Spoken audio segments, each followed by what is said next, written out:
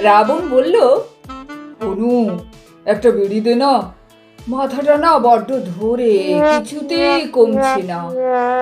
শুনেই হনু কাঁচুমাচু বলল, রাবণ ভাই, স্মোকিং ভেরি ইনজুরিয়াস, বউয়ের বারণ তাই। ট্যাঁকে বিড়ি আর রাখি না, ছেড়েই দিচ্ছি কবে।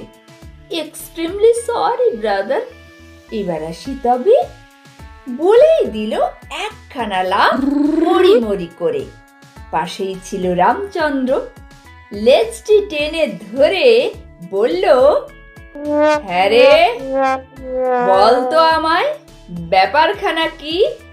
কিনলি নতুন বিড়ির প্যাকেট, তাও চালাকি।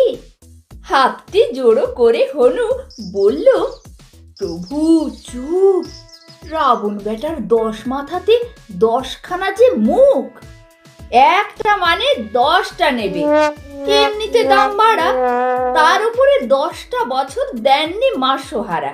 নেহাত আমি প্রভু ভক্ত, ফেথফুল তো ইউ, নইলে কি আর মেনে নিতাম এত টাকা ডিউ।